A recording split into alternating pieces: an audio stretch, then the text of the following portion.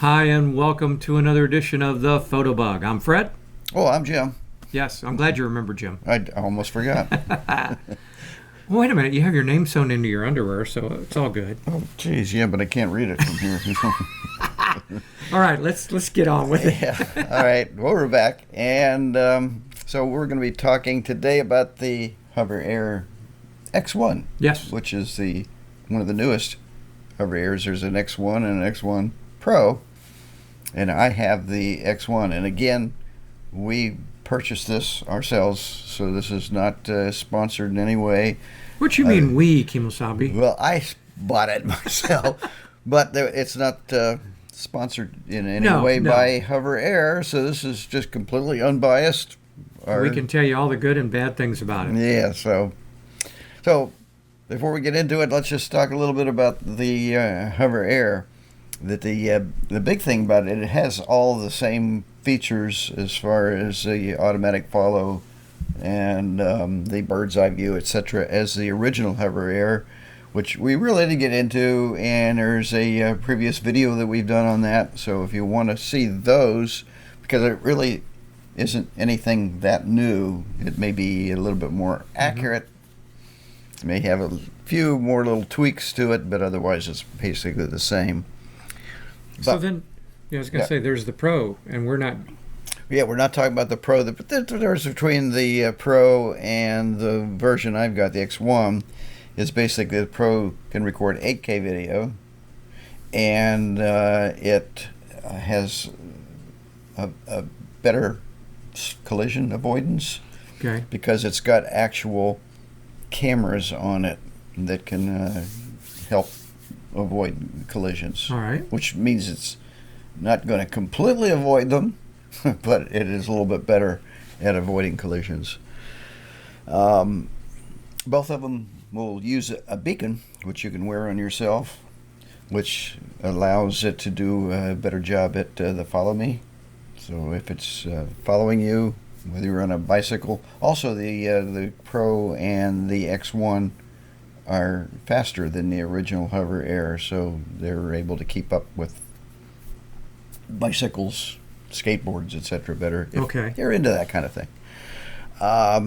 They also have a single joystick, which we're going to demonstrate, which you can basically move it forward by moving the joystick forward, backwards with the beacon, or two joysticks, which you can use the beacon screen, which is a little small screen that you can use it like a regular drone, or you can use a smartphone and put it on air for even more capabilities. Okay. So why don't we just go ahead and get into it?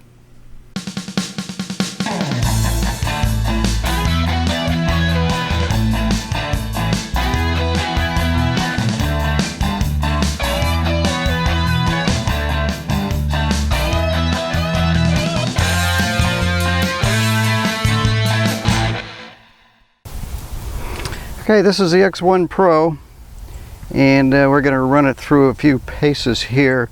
I'm not going to go through all of the modes that it can go through. It's hover, follow me, orbit, bird's eye, etc., because we've already done that with the X1. It's pretty much the same thing. But what makes this one unique is, number one, it has, this particular one has some limited collision detection.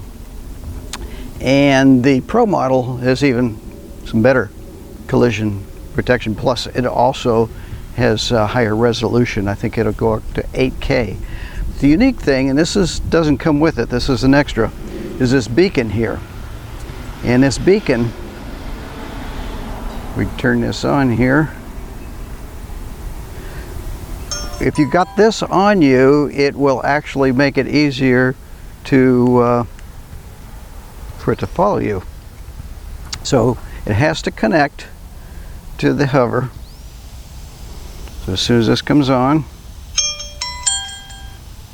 Also, I noticed that the current mode, hover, audio on this is much louder than it was on the X1. So we're going to do a connect. It's searching for the hover right now. And there we go. And we're going to go ahead and connect.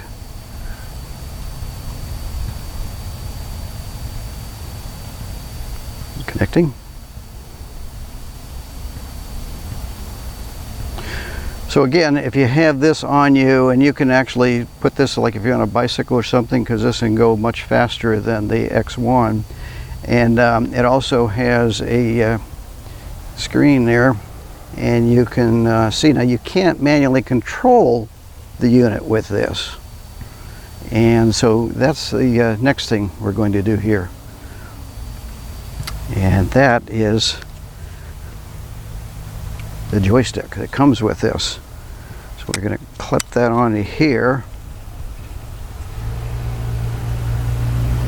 And with the joystick, now we're in manual mode. Manual control.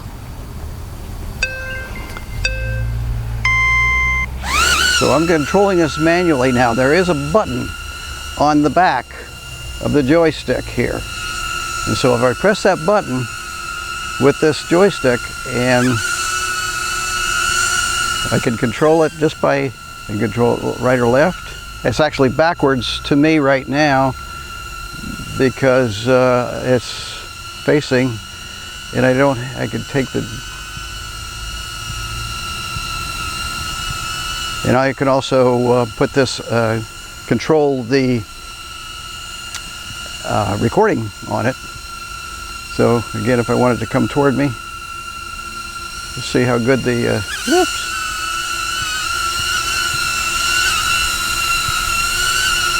There we go. Hoverair, we're going to fly it with a beacon. Now this is something the X1 was unable to do, but with the beacon in both joysticks, we should be able to fly this manually. And the original X1, I think, had a range of like 30 feet or so. But this one supposedly go to 1 kilometer, which you can't go that far legally anyway if it's out of sight. So for what that's worth. So I'm going to go ahead and turn on the beacon, and we'll unfold the dude because it works better when it's unfolded. Yep. There we go. We'll turn that dude on, and they should pair up then. Now one of the things when we went to test this out, we found that they may be considerable updates. So before you go out, my advice is to go ahead and make sure that all the updates are finished. Oh, it's not on. It was, but there it goes. There it goes. That was just for the battery. You push it once and let it go. And the battery, you have to hold it. It doesn't tell me anything. Okay, so there it goes, and it's searching. Current mode. Hover. And then it should go into manual mode once it connects onto this. Connect.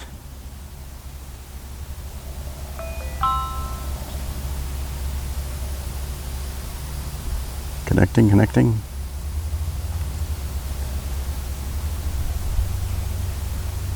Manual control. There we go. So manual control is now. So what we can do there, you can't do it that way, Fred. You're going to have to turn it towards yourself. Oh, I see. Like this. It has to be pointed to you. It has to see your face. And then you push the button one more, just a quick push. Manual control.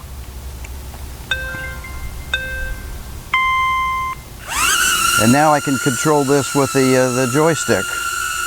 So I'm going to go ahead and push the button here to I'm videotaping so we can turn it around.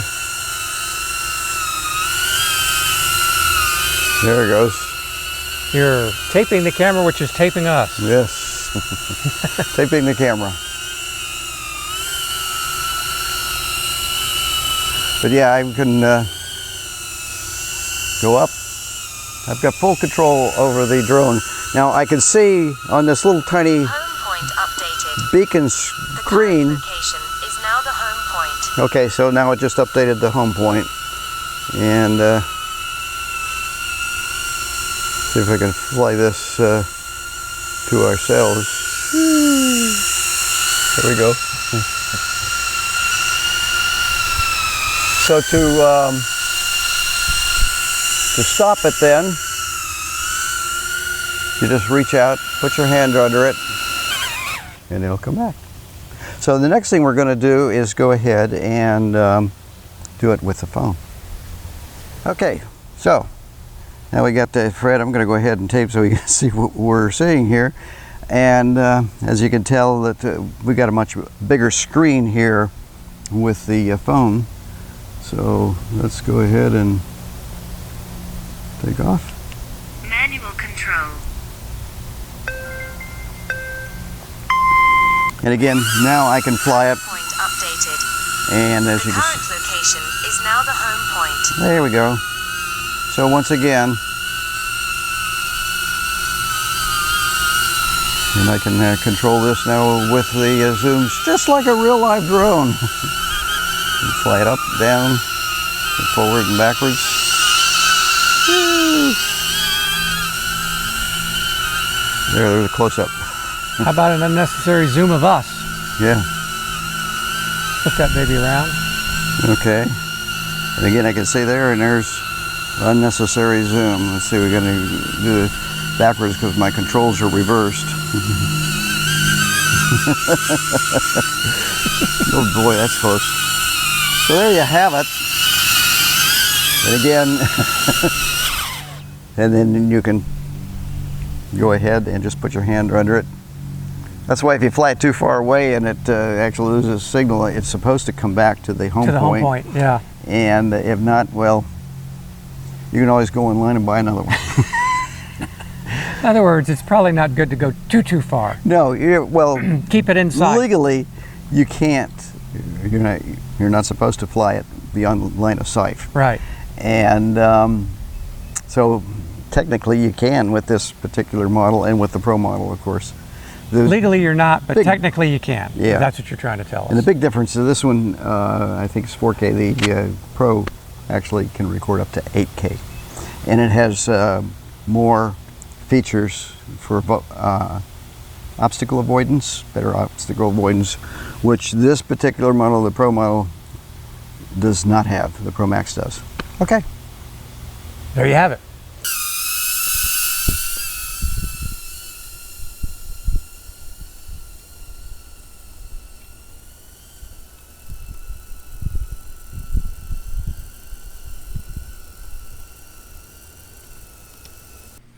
All right.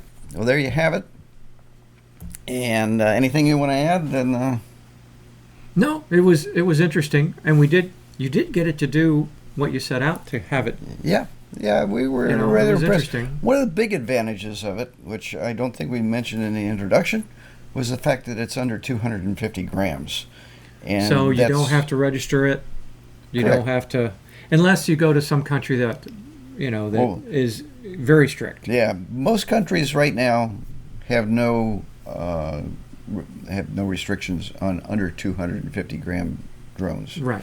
Which is good So- because now you have kind of a little personal drone that you can use for. Actually, I should Okay. qualify that All right, statement. let's qualify it. That there are there's no restrictions as far as you have to be registered or you have to have a license to fly it. There are, of course, the regular drone restrictions as far as flying it close to airports, in cities, or in or around people. That's Yeah, but due to the always gonna be size, the do you think case. somebody's going to be trying to disturb air traffic with something like that? probably not. I But- consider that more what I said earlier, a personal drone for doing things that are close by. You're not trying to go way out over the mountains or something with it. I Right. mean, you probably could, but it's a small drone. Yes. You know, It's so small, lightweight, easy Yeah. to travel, stick in your pocket. but for a lot of cool things. And there's a couple other ones that are coming out that are also supposed to be sub 250 gram All right. drones. Of course, those are like the DJI Mini series. There is an Instant 360 drone, which is going to be interesting because supposedly it's going to have a 360 view camera on it, which of course is what Instant 360 is known for. Right. And don't have really any specs on that. It's supposed to be under 250 grams and a 360 degree camera, which means that you can, in post, you'll be able to select any view you want around there. And Hoverair is coming out with a Aqua drone which can supposedly land and take off from water. Again, I have no more information on it. And in the past, Hoverair has used Indiegogo and Kickstarter to launch their new products. I haven't seen that listed on either one of those sites. Just to some videos that say it's coming, but don't know anymore. So, finally, they have a float drone. A floating drone, yeah. Not an underwater drone. But Float drone. Yeah, float drone. Like a float plane. Yeah. So Lands and, okay. So whether you're out there with your drone or you're out there with just your camera, you know, it's a big world. Cameras are small. We want to keep chasing those elusive images because Anytime you can get shutter time, no matter what you do it with, it's always a great time. And with that, we'll see you next time on The Photobug. Photobug. Hi, if you enjoyed this video, please go down here, subscribe. Here. There you are. Subscribe. Give us a comment. Even hit a like. And if you want to be notified when we post new ones, hit the little bell down there too. Yeah. Ding, ding.